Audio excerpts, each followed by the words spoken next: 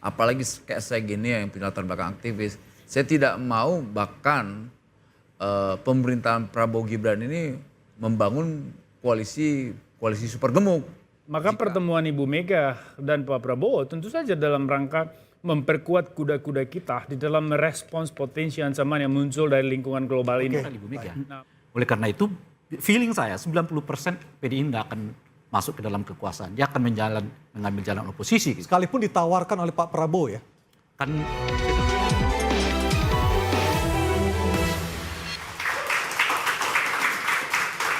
Mas Guntur, dengan pertemuan Bu Mega dengan Pak Prabowo ini tidak khawatir PDIP akan ditinggal pendukung setianya? Karena dianggap justru bergabung dengan Pak Prabowo? Gini, kalau pertemuan antara Ibu Mega dengan Pak Prabowo itu di internal PDI Perjuangan itu tidak ada penolakan. Oke. Bahkan kita ikut menyambut ya pertemuan tersebut. Nah cuma kalau opsi soal mau masuk dalam kabinet, nah ini masih ada diskusi. Meskipun ya tentu saja semua kader itu tunduklah pada keputusan Ibu Ketua Umum apapun yang diputuskan. Karena itu kan dalam ADRT kami kan jelas bahwa sikap politik partai itu ditentukan oleh keputusan Ibu Ketua Umum. Tapi kalau untuk mau masuk dalam kabinet, kalau kita bercermin dari putusan Rakernas PDI Perjuangan terakhir bulan Mei 2024, suasana kebatinan pada waktu itu kan ingin di luar pemerintahan. Bahwa ingin menjaga demokrasi, ingin membentuk kekuatan penyeimbang, ada demokrasi yang check and balances ya. Jadi kalau membaca suasana kebatinan PDI Perjuangan sampai saat ini pun masih ada yang ingin berada di luar pemerintahan. Meskipun nama Pak Budi Gunawan santer sekali terdengar untuk menjabat sebagai Menko Polhukam. Kami belum mendengar informasi tersebut karena sampai saat ini belum ada keputusan Ibu Ketua Umum mau berada dalam pemerintahan atau tetap mau di luar. Oke. Jadi siapapun yang mengatasnamakan kader PDI Perjuangan tidak boleh ngedil sendiri. Tidak boleh ada yang ngedil di belakang Ibu Ketua Umum itu tidak ada. Oke, satu pintu melalui Bu Mega. Ya itu jelas itu. Baik. Bang Rey, kalau Tapi Pak BG kan bukan kader PDI Perjuangan secara resmi. betul, Kan, tapi kan irisannya memang kalau sebagai representasi dari PDI Perjuangan. diasosiasikan begitu. Diasosiasikan seperti itu.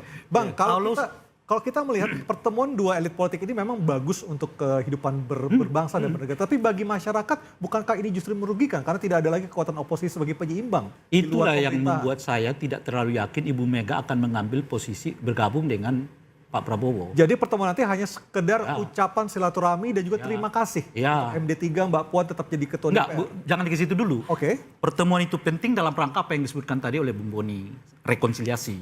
Tapi rekonsiliasi kan tidak harus dimaknai bahwa mereka bersama-sama di dalam kekuasaan. Oke. Rekonsiliasi bisa saja beda jalan tetap, tetapi kita bersepakat bahwa tujuan kita ke masa depan, bukan ke masa lalu kan. Kira-kira gitu tuh.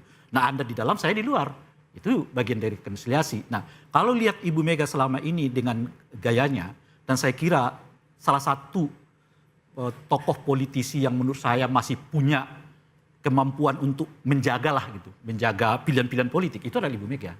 Oleh karena itu, feeling saya 90% PDI tidak akan masuk ke dalam kekuasaan. Dia akan mengambil jalan oposisi. Gitu. Sekalipun ditawarkan oleh Pak Prabowo ya. Kan sederhana, kalau mau berkuasa sih mereka iakan saja 3 periode dulu tuh. Kan selesai tuh. Ya. Paling ketinggalan kan cuman Noel kan. Noel ketinggalan biarin dah kalau Noel ketinggalan. Gitu. Kalau itu mau berkuasa, kalau ambisi Pak Ibu Mega itu semata-mata kekuasaan, dia iakan saja 3 periode. Kan cuma Ibu Mega yang bertahan. Ya. Dari sekian banyak elit politik saat itu. Ya. Saya tetap konstitusional kata Ibu Mega, 2 periode cukup. Bahkan karena itu beliau berpisah dengan Jokowi kan. Karena mempertahankan prinsip itu. Masa begitu hebat Ibu Mega mempertahankan prinsip konstitusionalitas kok cuma dapat 3-4 kursi menteri lalu goyah. Kan nggak masuk akal menurut saya itu. Itu yang kita kenal dari Ibu Mega itu maksud saya gitu ya. Nah oleh karena itu pertemuan ini menurut saya nggak lebih tujuannya adalah bagian dari rekonsiliasi itu. Adem, pendukung Pak Prabowo dengan pendukung Ibu Mega kembali bahwa masalah kita bukanlah kita gitu loh. Masalah kita itu di luar kita selama ini yang orang seringkali menyebut misal dengan nama Mulyono itu gitu loh kira-kira itu. Nah Mulyono itu nggak ada di Prabowo sekarang. Mungkin Mulyono itu apalagi di PDI Perjuangan kira-kira begitu tuh. Nah oleh karena itulah besar dugaan saya mereka akan membicarakan agenda-agenda strategis. Dan itu sudah terlihat sebelum pertemuan ini sendiri, efek pertemuan itu sudah terjadi. MPR dan DPR dipegang PDIP dan Gerindra. Sebelum itu. PDI dengan Gerindra adalah 2 partai yang paling terdepan mengatakan menolak ekspor pasir laut. Ya. Ya kan? Itu menurut saya efek sebelum pertemuan itu sendiri terjadi. Kedua, kita melihat Anda yang sebutkan tadi, Ketua DPR dengan mulus diambil oleh PDI Perjuangan, padahal sebelumnya isu begitu kuat mengatakan MD3 akan direvisi supaya ada kemungkinan Partai Kim yang ambil Ketua DPR, dan sebaliknya Ketua MPR diambil oleh Gerindra, pemenang ketiga. Dan itu aklamasi lagi. Dan itu aklamasi, pemenang ketiga. Langsung kelihatan tuh efek dari sebelum, ya, sebelum pertemuan itu terjadi, efek dari pertemuan itu saja sudah terjadi gitu menurut saya. Bagaimana PDI mengambil kursi DPR, Gerindra mengambil kursi. Justru yang kelihatan dari sini seperti yang saya sebutkan tadi, Golkar kelihatan kurang peranan, dan Pak Jokowi apalagi seperti gambar yang tadi berulang-ulang ya. Golkar sebagai pemenang kedua. Padahal Golkar adalah pemenang kedua dan dia punya potensi untuk mendapatkan 6 kursi ya di di kabinet gitu ya. Tapi loss di legislatifnya baik di pimpinan DPR maupun MPR. di pimpinan MPR gitu. Horizon Dan kita tunggu dulu. Dan menurut saya efek berikutnya kepada khususnya tentu kepada Ibu Mega dalam hal ini ya, yaitu yang melokalisir bahwa kekuasaan di masa mendatang itu tidak dengan Jokowi, tapi dengan saya dan Pak Prabowo, meskipun kami di posisi yang berbeda. Tapi peran-peran masing-masing kedua tokoh inilah yang akan menentukan sejarah Indonesia setidaknya 5 tahun ke depan. Baik, Mas Aryo, silakan Bang Boni. saya kira kita harus bentangkan lebih jauh tuh horizon berpikir kita dalam isu apa tadi judul diskusi. Pertemuan Mega dan Prabowo. Pertemuan Mega Pro ini dalam konteks apa? Situasi dunia hari ini harus kita lihat ya, lingkungan strategis secara global. Bahwa dunia hari itu kan sedang kacau balau. Gaza terus meningkat itu suhu konfliknya. Ukraina, Rusia juga begitu, dan itu pasti berdampak ke kawasan Asia terutama Indonesia. Dampaknya di mana itu beragam tuh. Mau lihat dari dimensi keamanannya, politiknya, ekonomi dan sebagainya. Lalu kemudian di kawasan Asia sendiri juga mengalami dinamika politik domestik di hampir semua negara. Ini semua akan saling mempengaruhi itu. Nah, situasi global yang tidak menentu macam ini tentu saja membutuhkan kesiapan kita sebagai negara untuk menghadapi semua itu.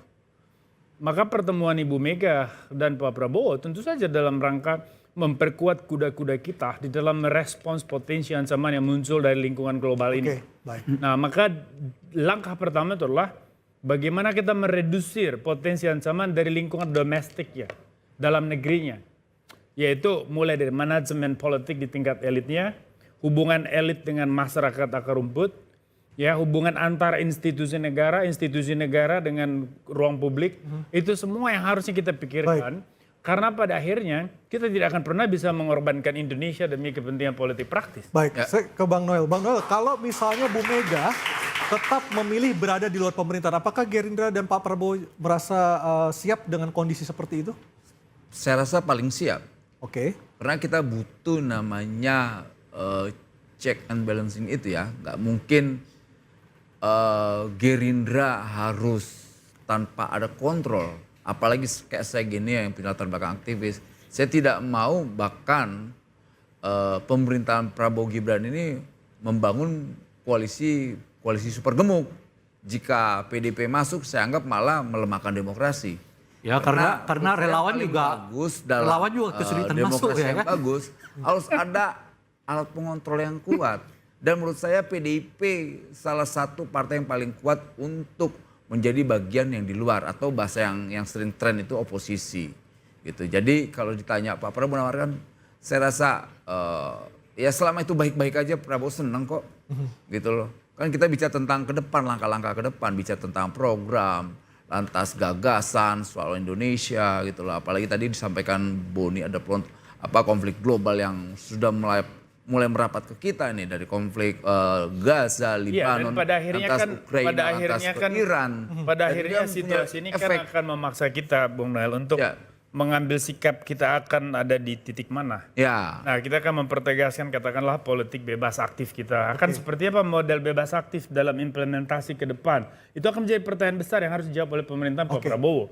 Dan saya kira dalam hal ini peran Ibu Mega sangat sentral dan strategis, tidak akan pernah bisa diabaikan. Oke, baik. Mas Guntur, terakhir, jadi pertemuan nanti ini kemungkinan yang sudah pasti adalah ketika kita tidak membicarakan kabinet adalah ucapan terima kasih PDIP soal MD3 tidak direvisi, revisi Undang-Undang TNI Polri tidak jadi diparipurnakan, seperti itu?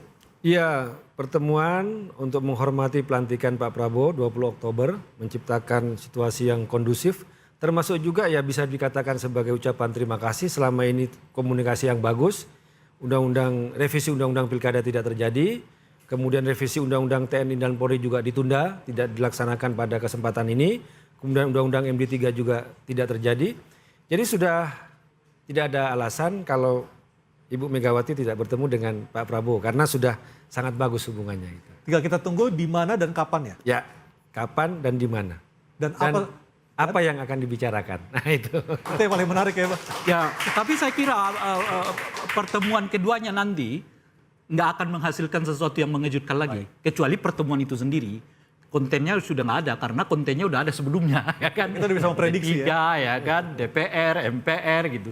Setelahnya boleh jadi Ibu Mega mengatakan kami bersepakat untuk membangun Indonesia dengan posisi yang saling menghargai. Pak Prabowo memimpin bangsa ini, saya mengoposisi, adapun Mulyono jadi penonton. Kira-kira begitulah. Oke, kita akan tunggu seperti apa nanti realisasi pertemuan Ibu Mega dan Pak Prabowo. Dan tentunya kami berharap sebagai rakyat, kami juga bisa hidup dalam alam demokrasi yang terjaga selama 5 tahun mendatang. Selamat malam, saya Aryo Ardi. Terima kasih Anda telah bersama kami dalam Interupsi. Sampai jumpa. Terima kasih.